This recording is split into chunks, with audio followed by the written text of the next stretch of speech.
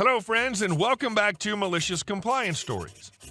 Let's start our video with a story about a shoe department in a big retailer and their manager who had a habit of being late and posting schedules. But before we begin, best way to support our channel is to leave comments, like, and subscribe with the turned on bell so you don't miss the new video every single day. Here we go. How hard is it to pick up shoes? Years ago, I worked in the shoe department of a huge retailer. We had a manager who was generally a really nice guy, but he had this incredibly annoying habit of being very late and posting our schedules. They're supposed to be posted on the wall by the punch clock 2 weeks in advance to give everyone plenty of time to sort out any conflicts without leaving a shift short-staffed, and we were generally happy to cover for each other, but with increasing frequency it would be Thursday or Friday, and schedules running from Saturday on would not be posted.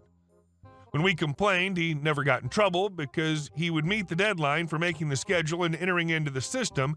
He just wasn't making the effort to physically post them for us to see. We started warning him that if the schedule wasn't posted by Friday, we would not be calling in on Saturday morning to find out whether or not we were supposed to be there.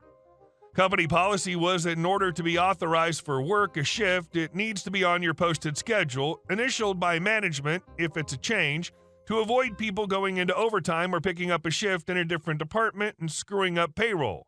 Management would frequently say, if you're not on the posted schedule, don't come in. The day finally came. We showed up for our Friday evening shift. Schedule wasn't posted. We asked him to post it. He said he was sick of all our whining and complaining and to stop asking him already. It would be posted before he left for the night. He left. Schedule still wasn't posted.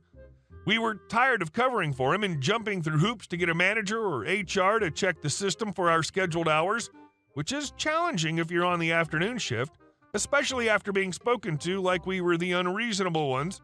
So when Saturday rolled around, no one came in.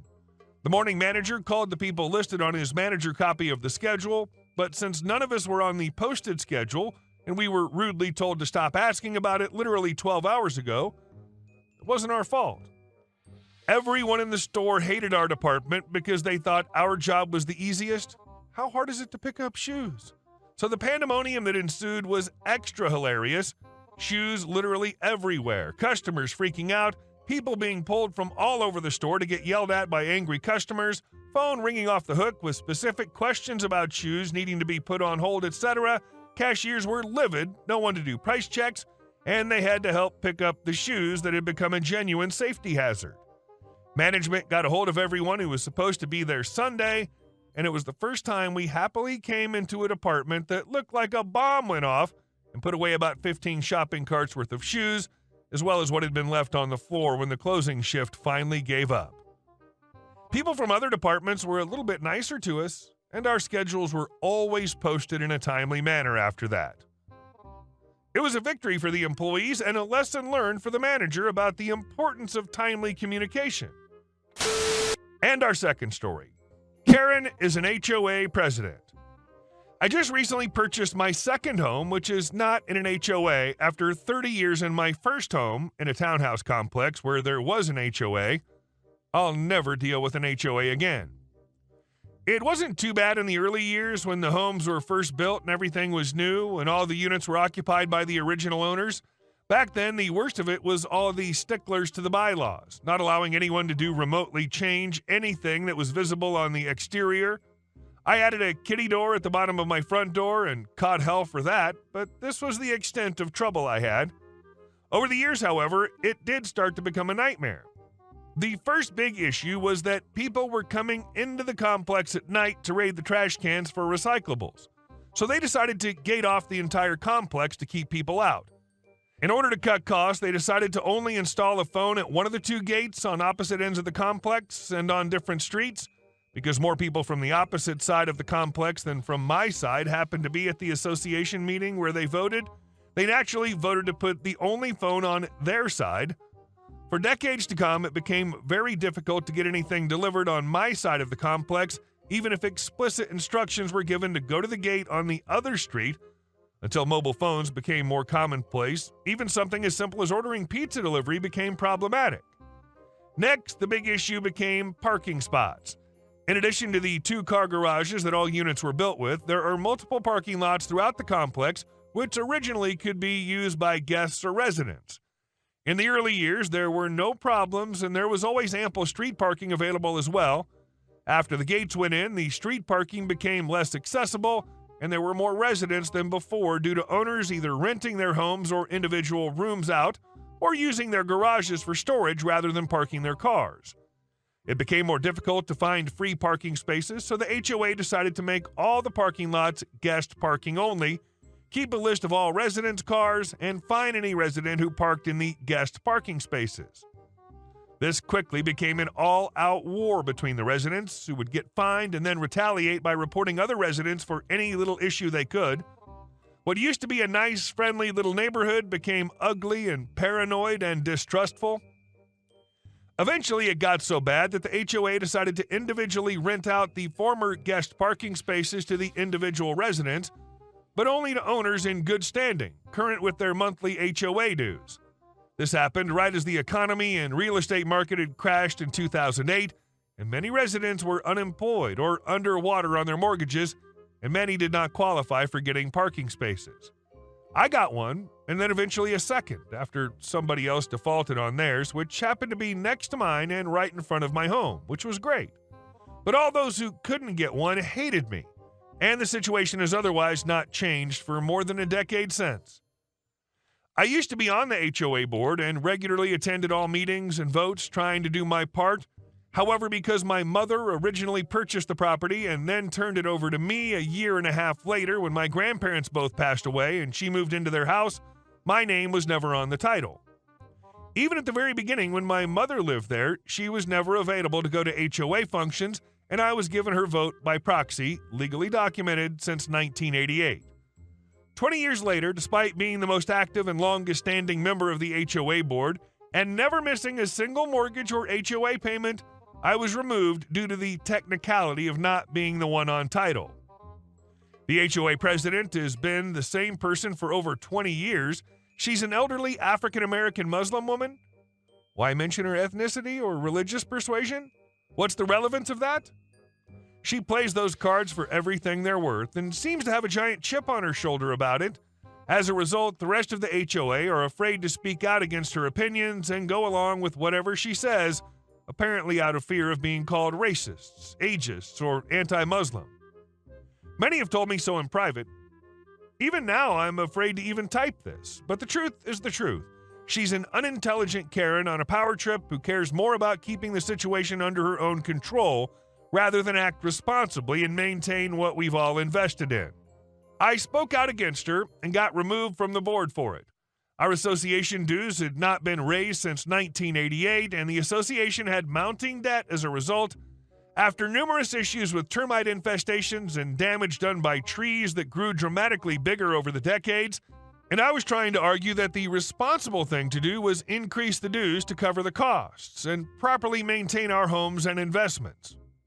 Away with you, responsible and reasonable board member. We'll have none of that. I remain convinced that the main reason I was able to get a second parking space to rent, besides being one of the people championing the change to rent them out in order to get more funds into the hemorrhaging HOA account, was because the woman managing the HOA, a separate company, was desperate to keep me involved. She pleaded with me to get my mother to sign over the house to me so that I would be on the title and able to rejoin the board. She said that I was the one voice of reason and that she feared how badly things were going to fall apart without me involved. As a result, the HOA is still struggling financially and the complex is going to crap and in a state of disrepair. I was the last of the original residents, and all of the original owners have either sold their properties or are renting them out. The current crowd of residents are mostly renters who don't give a damn about the properties. A large number of units that ended up in foreclosure after 2008 were bought up by foreign investors who rent out their units and have multiple votes on the board. They finally raised the dues just recently, but not significantly enough. I've since paid off the mortgage in full, and my mother's signing over the property to me, but I want nothing to do with the HOA at this point. I purchased a beautiful mid-century modern home in a nicer area and have moved there with my family. I'm keeping the townhouse to renovate and rent out, which should cover about half my new mortgage. I would never consider a property in an HOA again.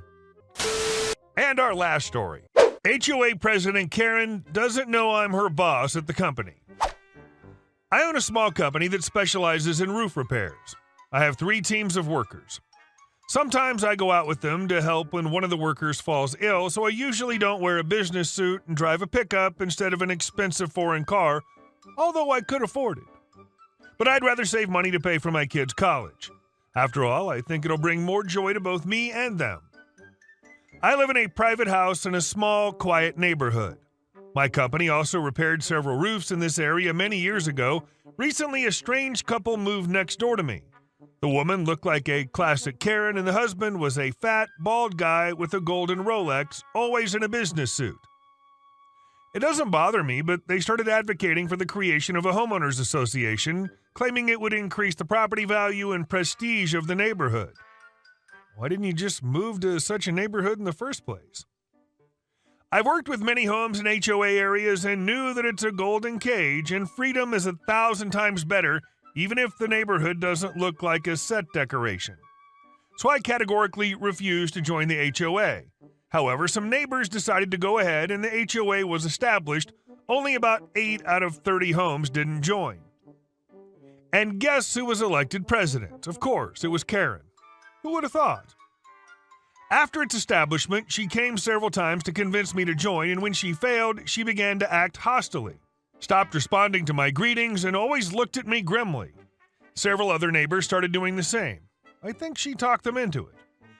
A few more times, someone called the cops and complained that I was having a huge party when I was just barbecuing at home for my family. One day, she cut me off in traffic and yelled, "You're a broke loser! Watch where you're driving!" And she sped away. This went on for a few years until one day Karen's husband had a stroke and had to stop working. Karen had been a housewife the whole time he was working and hadn't worked a day. Just at that time, my company was expanding a bit and we needed another secretary. Karen applied for the job and my assistant hired her. I just injured my ankle and couldn't come to work for a few days. When I returned to work, Karen thought I was just another worker. "Oh, you came here to apply for a job too?" No, I've been working here for a long time." "Don't worry, I'm on good terms with our boss, so maybe I can negotiate your promotion if you're a good boy and finally join our HOA. "Karen, did you see the company name?" "Of course I saw it. What a stupid question." "Okay, now look at my surname on the badge." Karen's eyes widened. "I'm glad we can finally get along, Karen." Karen was speechless, as far as I could tell, so I decided to head to my office. After that, Karen was always friendly to me whenever she saw me in the yard or in the office. I'm amazed at how work improves a person, LOL, and of course she never talked to me about the HOA again. Here it is the way to kick the HOA out of Karen. You just have to create a company and hire to do the work. Hey guys, thank you all for watching the video. I'll see you in the next one.